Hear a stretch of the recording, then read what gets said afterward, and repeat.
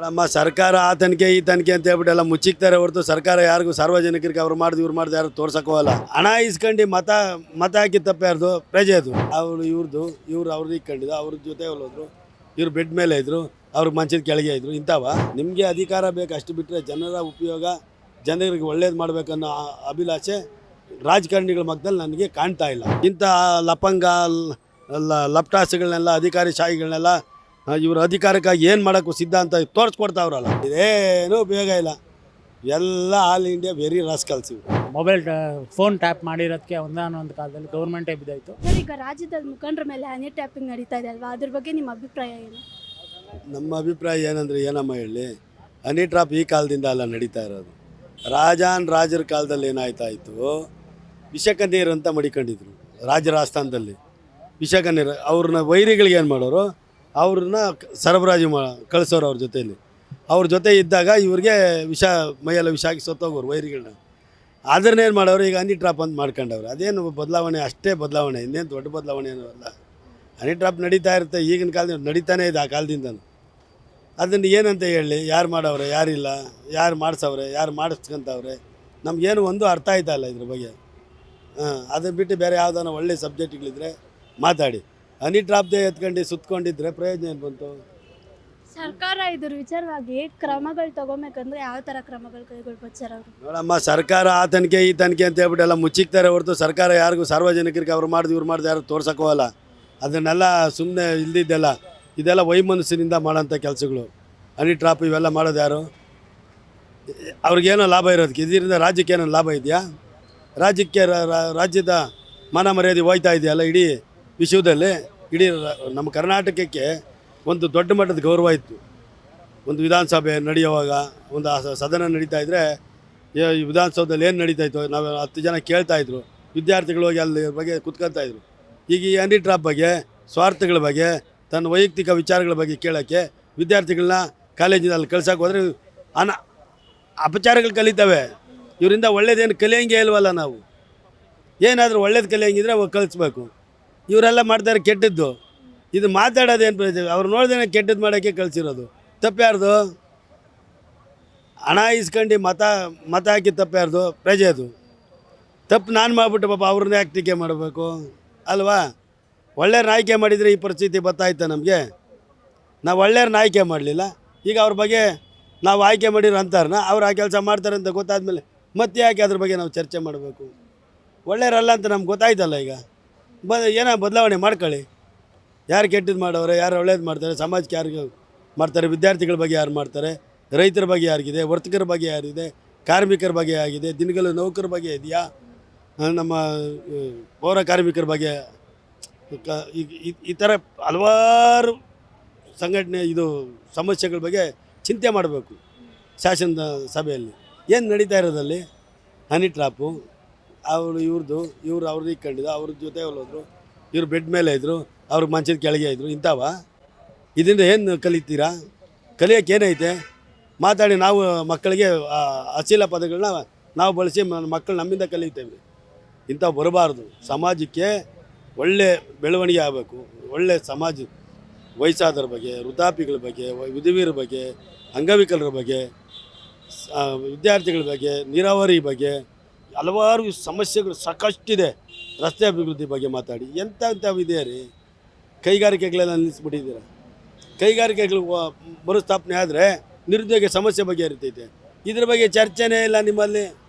ಅದು ಯಾವುದೇ ಮಾತಾಡಿ ಗ್ರೇಟ್ ಆಫ್ ಬೆಂಗಳೂರು ಅಂತ ಏನು ಮಾಡ್ತೀರಾ? ಗ್ರೇಟ್ ಮಾಡಿ ಈ ಹನಿ ಟ್ರಾಪ್ಗಳು ಮಾಡ್ಕೊಂಡು ಸಾಯ್ತಾ ಇದ್ದೀರಾ. ಇನ್ನು ಗ್ರೇಟ್ ಮಾಡೋಕ್ಕೆ ಹೋದರೆ ಇನ್ನೂ ಡಬಲ್ ಮಾಡ್ತೀರಾ. ನಿಮಗೆ ಅಧಿಕಾರ ಬೇಕು ಅಷ್ಟು ಬಿಟ್ಟರೆ ಜನರ ಉಪಯೋಗ ಜನರಿಗೆ ಒಳ್ಳೇದು ಮಾಡಬೇಕನ್ನೋ ಅಭಿಲಾಷೆ ರಾಜಕಾರಣಿಗಳ ಮಧ್ಯದಲ್ಲಿ ನನಗೆ ಕಾಣ್ತಾ ಇಲ್ಲ. ನಾವು ಯಾರನ್ನೋ ಒಬ್ಬರನ್ನ ಇಟ್ಕೊಂಡು ಟೀಕೆ ಮಾಡ್ತಾ ಇಲ್ಲ. ಆಮೇಲೆ ನೀವು ಟೋಟ್ಲಿ ಯಾರು ಆ ಥರ ನಮಗೆ ಅಭಿಪ್ರಾಯ ವ್ಯಕ್ತ ಆಯ್ತಾ ಇಲ್ಲ. ಎಲ್ಲೋ ಒಂದು ಜಾಗದಲ್ಲಿ ಸಮಾಜ ಕಲುಷಿತ ಆಯ್ತಾ ಇದೆ. ನಮ್ಮ ರಾಜ್ಯದ ಮಾನ ಮರ್ಯಾದೆ ಬೀದಿ ಪಾಲಾಯ್ತಾ ಇದೆ. ಈ ಹನಿ ಟ್ರಾಪ್ಗಳು, ಆ ಟ್ರಾಪು, ಈ ಟ್ರಾಪು, ರೇಪ್ಗಳು, ಮತ್ತು ಸ್ಕೂಲಲ್ಲಿ ಮಕ್ಕಳನ್ನ ಕೊಲೆಗಳು, ಕಾಲೇಜು ಮಕ್ಕಳನ್ನ ಕೊಲೆಗಳು, ಈ ಥರ, ಆಮೇಲೆ ಮರ್ಯಾದೆ ಹತ್ಯೆಗಳು, ಇಂಥವೇ ಕೇಳಿ ಕೇಳಿ ಕೇಳಿ ನಮ್ಗೆ ಒಂಥರ ಅಸೂಯೆ ಪಡೋಂಥ ವಿಚಾರಗಳಾಗಿದೆ. ಏನು ಇಲ್ವಲ್ಲ ಮಾತಾಡೋದಕ್ಕೆ? ಏನು ಮಾಡೋದು ಇವ್ರ ಬಗ್ಗೆ? ಇವ್ರು ತಿದ್ಕೊಳ್ಳೋದೇ ಇಲ್ಲ. ಇವ್ರಿಗೆ ಎಷ್ಟೇ ಏನೇ ಹೇಳಿದ್ರು ಅವ್ರಿಗೆ ಉಗಿದ್ರು ತಲೆನೇ ಕೆಡಿಸ್ಕೊಳಲ್ಲ ಅವರು. ಅಂಥ ಜನ. ಅವ್ರ ಬಗ್ಗೆ ಯಾಕೆ ನಾವು ಚರ್ಚೆ ಮಾಡಬೇಕು? ತಪ್ಪು ನಾವು ಮಾಡಿಬಿಟ್ಟಿದ್ದೀವಿ. ಮುಂದಿನ ದಿನಗಳಲ್ಲಿ ಒಳ್ಳೆಯವ್ರನ್ನ ಆಯ್ಕೆ ಮಾಡಬೇಕು. ಒಳ್ಳೆಯವ್ರನ್ನ ಆಯ್ಕೆ ಮಾಡೋದು ಪ್ರಜೆಗಳ ಕೈಯಲ್ಲಿದೆ. 5 ವರ್ಷಕ್ಕೊಂದು ಸರಿ ಆಗ ಬಂದಾಗ ಯಾರು ತಪ್ಪು ಮಾಡೋರೆ ಅವ್ರನ್ನ ಮನೆಗೆ ಕುಳಿಸ್ಬೇಕು. ಹಣ ಬೇಡಪ್ಪ, ನಮಗೆ ಒಳ್ಳೆತನ ಬೇಕು ಅಂತ ಎಲ್ಲರೂ ಒಗ್ಗಟ್ಟಾಗಿ ಒಳ್ಳೆ ಪ್ರಜಾಪ್ರಭುತ್ವದಲ್ಲಿ ಒಳ್ಳೆಯವ್ರನ್ನ ಸೇವೆ ಮನೋಭಾವ ಇರೋಂಥ ಶಾಸಕರನ್ನ ಆಯ್ಕೆ ಮಾಡಿದ್ರೆ ಸಮಾಜಕ್ಕೆ ಒಳ್ಳೆಯದಾಗುತ್ತೆ. ಇಂಥ ಲಪಂಗ ಲಪ್ಟಾಸ್ಗಳನ್ನೆಲ್ಲ ಅಧಿಕಾರಿಶಾಹಿಗಳನ್ನೆಲ್ಲ ಇವರು ಅಧಿಕಾರಕ್ಕಾಗಿ ಏನು ಮಾಡೋಕ್ಕೂ ಸಿದ್ಧ ಅಂತ ತೋರಿಸ್ಕೊಡ್ತಾವ್ರಲ್ಲ, ಇಂಥ ಜನಗಳನ್ನ ಆಯ್ಕೆ ಮಾಡಿದ್ರೆ ಏನಾಗುತ್ತೆ? ಸಮಾಜ ಎಕ್ಕುಟ್ಟೋಗುತ್ತೆ. ಅದಕ್ಕೆ ಅವಕಾಶ ಕೊಡಬಾರ್ದು. ಸಮಾಜನ ಒಳ್ಳೆಯ ರೀತಿಯಲ್ಲಿ ನಡೆಸಬೇಕು. ಒಳ್ಳೆ ವಿದ್ಯಾರ್ಥಿಗಳ ಬಗ್ಗೆ, ಆರೋಗ್ಯದ ಬಗ್ಗೆ, ಅನ್ನ ಅಕ್ಷರ ಆರೋಗ್ಯದ ಬಗ್ಗೆ ಗಮನ ಇರೋಂಥವ್ರನ್ನ ಆಯ್ಕೆ ಮಾಡಬೇಕು. ನಮ್ಮ ಕೈಗೆ ಸಿಕ್ಕಂಥ ಶಾಸಕರನ್ನ ಆಯ್ಕೆ ಮಾಡಬೇಕು. ಇವರೆಲ್ಲ ಒಂದು ಜಾಗದಲ್ಲಿ ನಮ್ಮ ಮತ ಪಡೆದು ಅವರಷ್ಟು 5 ಸ್ಟಾರ್ ಜೀವನ ಮಾಡ್ಕೊಂಡು ಅವ್ರ ಹೆಂಡತಿ ಮಕ್ಕಳು ಸಾಕಂತಾರೆ ಆಗಬಾರ್ದು. ಪ್ರಜೆಗಳನ್ನ ರಕ್ಷಣೆ ಮಾಡೋಂಥರ ಆಗಬೇಕು. ಅಂಥವ್ರಿಗೆ ಮತ ಕೊಟ್ಟರೆ ಸಮಾಜಕ್ಕೆ ಒಳ್ಳೆಯದಾಗುತ್ತೆ. ಅದನ್ನು ನಮ್ಮ ಜನ ಜಾಗೃತಿ ಆಗಬೇಕು. ಪ್ರಜೆಗಳೇ ಪ್ರಭುಗಳು ಅಂತ ತೋರಿಸ್ಕೊಡ್ಬೇಕು ಅನ್ನೋದು ನನ್ನ ಅನಿಸಿಕೆ. ಸರ್, ಮತ್ತು ಆರ್ ಅಶೋಕ್ ಅಂತ ವಿರೋಧ ಪಕ್ಷ ನಾಯಕರು ಅವ್ರ ಫೋನ್ ಟ್ಯಾಪಿಂಗ್ ಆಗಿದೆ ಅಂತ ಒಂದು ವಿಚಾರ ಬರ್ತದೆ, ಅದ್ರ ಬಗ್ಗೆ ಏನು ಹೇಳೋಕ್ಕೆ ಇಷ್ಟಪಡ್ತೀರಾ? ಅವೆಲ್ಲ ಇದಕ್ಕೆ ನಮಗೇನಮ್ಮ ಗೊತ್ತು? ಟಾಪಿಂಗ್ ಆಗಿದೆ. ಈಗ DK ಶಿವಕುಮಾರ್ ಆಗಿದೆ ಅಂತಾರೆ, ಆರ್ ಅಶೋಕ್ ಆಗಿದೆ ಅಂತಾರೆ, ಆಮೇಲೆ ಸಿದ್ದರಾಮಯ್ಯ ಆಗಿದೆ, ರೇವಣ್ಣ ಆಗಿದೆ ಅಂತಾರೆ. ಯಾರು ಮಾಡಿದೆ ಅಂತ ಅವರೆಲ್ಲ ಮಾಡ್ಕೊಂಡ್ಲಿ. ಅವ್ರ ತನಿಖೆಗಳು ಅವರ ಕೈಲಿ ಅಧಿಕಾರಿಗಳಿದೆಯಲ್ಲ, ಅಧಿಕಾರ ಅವೆಲ್ಲ ಇದೆ ಅವ್ರಿಗೆ. ಯಾರು ಮಾಡೋರು ಯಾರಿಲ್ಲ ಅಂತ ಅವ್ರು ತಿಳ್ಕೊಂಡ್ಲಿ ಬಿಡಿ. ಅದಕ್ಕೂ ಜನಕ್ಕೇನು ಸಂಬಂಧ? ಯಾಕೆ ಮಾಡಿದ್ರು ನೀನು ಫೋನ್ ಟ್ಯಾಪಿಂಗು? ನೀನು ತಪ್ಪು ಮಾಡಿದ್ಯಾ? ನಿನ್ಗೇನು ಭಯ ಇಲ್ವಲ್ಲ? ಮಾಡ್ಕೊ ಹೋಗು. ನನ್ನ ಟಾಪಿಂಗ್ 100 ಜನ ಮಾಡಲಿ. ನಾನು ತಪ್ಪು ಮಾಡಿದೆ ತಾನೆ ಭಯ? ಏನಪ್ಪ, ನಾನು ತಪ್ಪೇ ಮಾಡಿದ ಮೇಲೆ ನನಗೆ ಯಾಕೆ ಭಯ ಬೀಳಬೇಕು? ತನಿಖೆ ಏನು ಬೇಕಾ ಮಾಡ್ಕೊಳ್ಳೆ, ನಾನೇನು ಒಂಚೂರು ತಪ್ಪು ಮಾಡಲ್ಲ. ನಾನು ಶುದ್ಧ ಹಸ್ತ ಅಂತಿದ್ದಾಗ ಏನಾದರೂ ಮಾಡಲಿ, ಭಯ ಪಡಬಾರ್ದು. ನೀನು ತಪ್ಪು ಮಾಡಿದ ಮೇಲೆ ಭಯ ಪಡಬಾರ್ದು.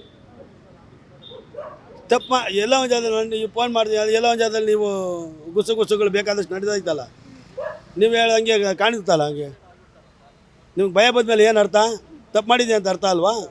ನೇರವಾಗಿದ್ದರೆ ನೀನೇನು ಹೇಳ್ತಾ ಇರಲಿಲ್ಲ. ಹೋಗಯ್ಯ ಮಾಡ್ಕೊತಾನೆ, ನಾನೇನು ಅಂಥದ್ದು ಮಾತಾಡಿದ್ರೆ ಸುಮ್ಮನೆ ಇರು ಅಲ್ವೇನಮ್ಮ? ಮತ್ತು ನೀವು ಏನಾರ ತಪ್ಪು ಮಾಡಿಬಿಟ್ಟು ಜನಗಳ ಮೇಲೆ ಗೂಬೆ ಕುಳ್ಸೋಕೆ ಇಲ್ದಿದ್ದೆಲ್ಲ ಹಬ್ಬಿಸ್ಕೊಂಡು ಸಮಾಜನ ಕೊಲ್ಲಸಿದ್ದ ಮಾಡಿ ಅವ್ರ ಮೇಲೆ ಇವ್ರ ಮೇಲೆ ಅವ್ರನ್ನ ಎತ್ಕಟ್ಕೊಂಡು ರಾಜಕಾರಣ ಅಧಿಕಾರ ಉಳಿಸ್ಕೊಳ್ಳೋದಕ್ಕಾಗಿ ಒಂದಾಟ, ಅಧಿಕಾರ ಪಡೆಯೋಕ್ಕೆ ಒಂದಾಟ, ನಿಮ್ಮದೇ ಡ್ರಾಮಾಗಳು ನೋಡಿ ಜನಗಳದೆಲ್ಲ ಪರದಾಟ. ಯಾಕೆ ಬೇಕು ಇವೆಲ್ಲ?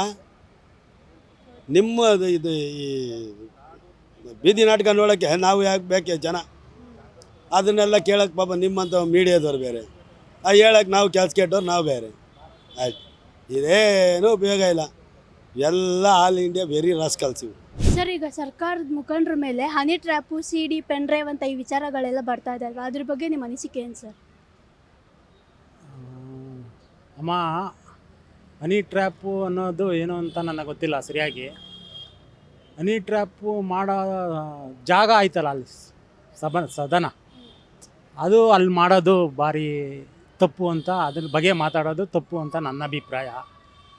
ಅವ್ರವ್ರ ವೈಯಕ್ತಿಕವಾಗಿ ಏನಾದರೂ ಮಾಡ್ಕೊಳ್ಳಿ, ಇಲ್ಲ ನಿಮ್ಮ ಹತ್ರ ಪ್ರೆಸ್ಸಲ್ಲಿ ಮಾಮೂಲಿ ಜಾಗದಲ್ಲಿ ಏನಾದರೂ ಮಾತಾಡ್ಕೊಳ್ಳಿ. ಆ ಜಾಗ ಒಂಥರ ದೇವಸ್ಥಾನ ಇದ್ದಂಗೆ.